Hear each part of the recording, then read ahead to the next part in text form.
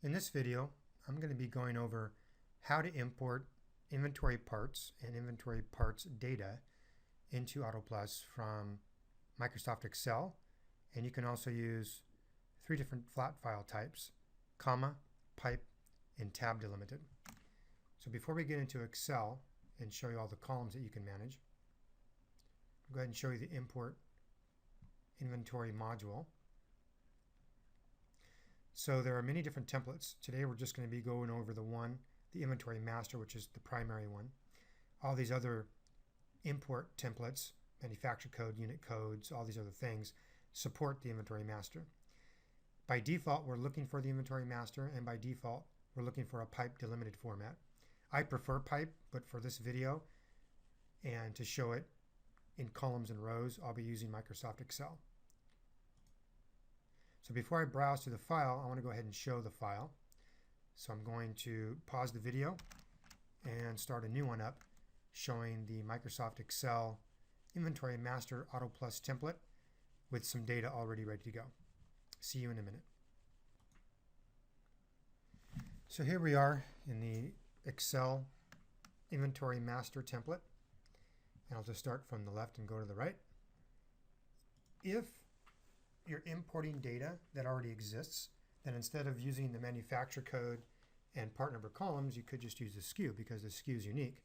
But there's no guarantee the part number is unique in a database. And if you're not going to have the SKU, whether it's an existing item or a new item, you do have to have the manufacturer code and part number combination. So manufacturer code is your own user-defined manufacturer or line code, and you can associate the AAIA brand ID if available to your manufacturer code. In this case, I've used the true AAIA brand ID for these part numbers that I'm bringing in. However, I didn't have to. I could have used whatever I wanted to. It's an alphanumeric field, and I believe it's 15 characters. Then we have our part number. That's pretty self-explanatory. And I believe this field is 35 characters. It may be 50. We have a white paper PDF document that goes over all these things. Product name. Product name is the primary description. And this has nothing to do with ACES or PIES. This will be an internal thing that you manage for your own searching throughout the system, for your website, and for other export efforts that you may have that don't involve ACES or PIES. The product name field is 500 characters. The short description, and again, none of these descriptions, short, long, or product name, are mandatory, but they are recommended. Short description is 500 characters as well, and that field is typically used to support the product name. Then you have your long description, again supports your product name and short description. Then we have our manufacturer's label. This field is also 500 characters, but this field is an ACES field. In an ACES XML file, there's only one description, and within the XML schema, there are only two text fields. One of them is the manufacturer's label, which is meant to, in as few words as possible, describe the product. And then you have the vehicle application notes.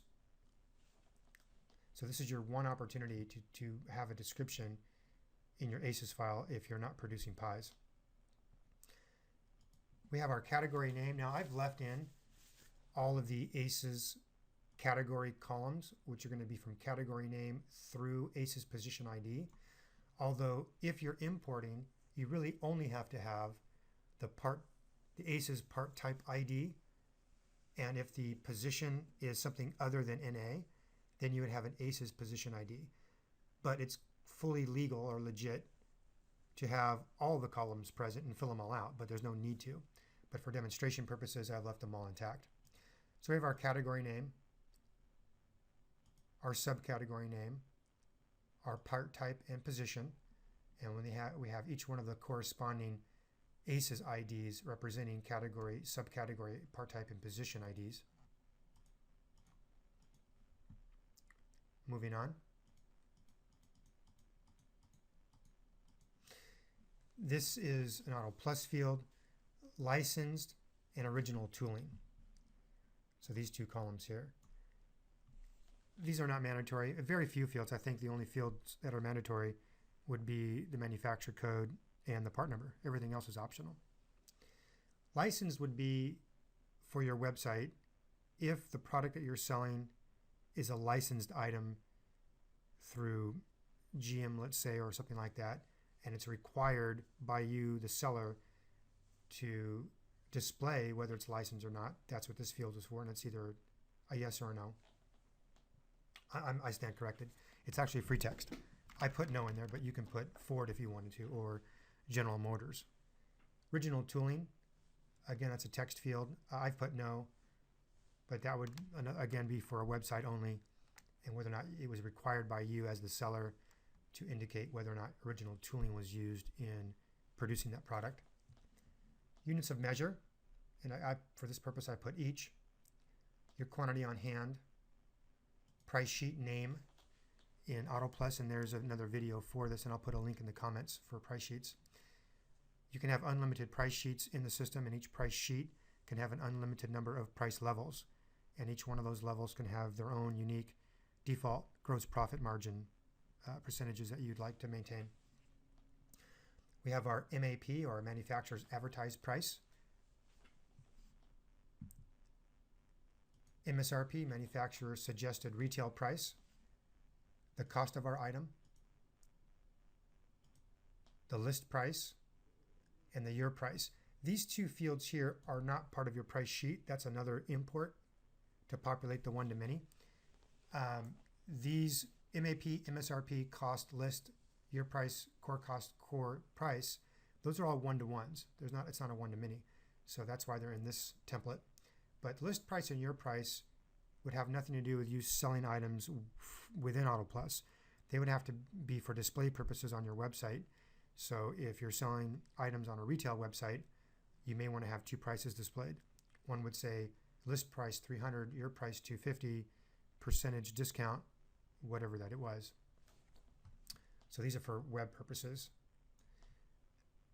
Then you have your core cost, if you care about managing that, and the price you charge for the core. You have your dimensional information. So you have your length, width, and height, and then you have your weight. Moving on here.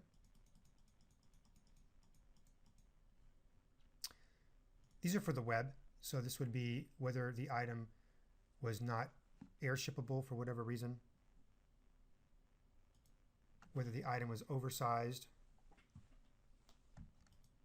whether the item is a special order, is it a stocking item, yes or no, has it been discontinued, yes or no, is it a universal application, yes or no. So a lot of customers want to have a part number that is displayed to the customer regardless of which application they choose for whatever reason. It can be Freon for an AC compressor. It could be a coffee mug that they're trying to sell. Is it a universal application, yes or no? Whether you want this part number to be displayed on your home page, yes or no? Whether you want to upload this part number to the web, yes or no? Because you don't have to. We have some SEO fields here. We have the title, meta title tag you want for this part number on the show item page on your website. The description tag, the meta description tag. And then finally the meta keywords tag. Every single field I've gone over not only will import from this template, but you can also type these in manually. None of these fields are required. Again, the only two that are required would be the manufacturer code column and the part number column. Everything else in this template is kind of gravy. And I'm going to go ahead and stop this video and get back into AutoPlus. Okay, we're back to finish the import. So again, from the logon screen or the home screen, we're going to click on Import Export and then the inventory module. Again, by default, I'm looking for the inventory master or the primary import template. and I'm looking for pipe delimited, which is the preferred, and that's what I like to use. But for this demo, we used Microsoft Excel. We're going to browse to the file. It's located on my desktop. And there's my file. Now it's bringing the file in and validating it. Now this screen is blank because by default I'm looking for old items. In the event that you wanted to export items in bulk, manipulate them in Excel, and then re-import them to update many records at once. So we're going to click on the New Items tab, and here are my 12 items. And going through one column at a time, we have our SKU, our manufacturer code and part number. We have our product name, description field, short description field, and long description field. Moving on to the ACES manufacturer's label, we have that. We have our categorization. And again, I didn't have to do it this way. I could have just used the part type ID only and removed the columns for the category, subcategory, part type, and position labels. We have our licensed and original tooling, our units of measure and quantity, the price sheet that this part number will be assigned to, which is standard in my system. And again, you can have unlimited price sheets. We have our map, our MSRP, and our cost. We have our list price and your price for the web, core cost and core price, core charge. We have our dimensions, length, width, and height. We have our weight. We have our no airship and our oversized, whether the item was a special order, stocking, yes or no, discontinued, yes or no, whether it was a universal application where I will not be applying ACES mapping to this part number, whether I want it to be displayed on our home page, whether I want it to upload to the web at all, and then finally our search engine optimization fields for title, description, and meta keyword tags. So I'm going to go ahead and select all of these and post.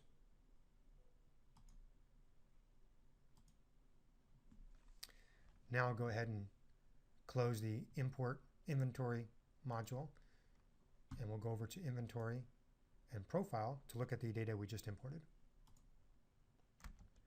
So instead of looking at all my inventory, which I have over 280, I think, thousand SKUs, I'm going to search by just the one manufacturer code, the BQBJ. This is what I just imported.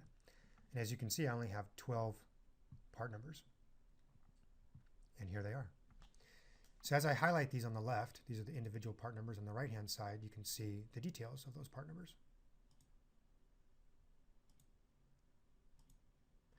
So as an example, on this first part number, we have our ACES manufacturer's label, our product name description, short description, long description.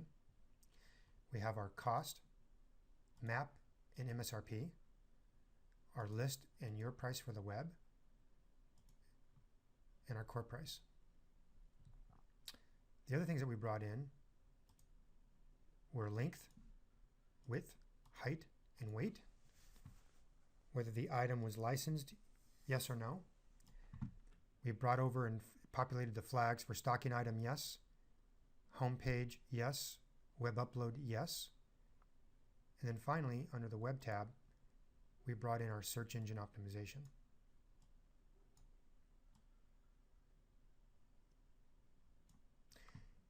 There are other videos that are up on the YouTube channel now for how to map to ACES VCDB, and there's many different videos because there's different ways you can attack the VCDB. There's also videos on PIES and how to map your part number to PIES. So look for those. I'll put some links in the comments below and maybe even in the subscription credits. Thank you for watching. Please like and share. Leave your comments below and use the comments also to request any custom videos.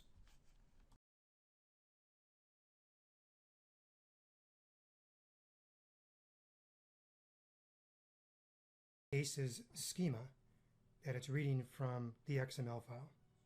It's going through validation and looking at all the tags, the position of the tags.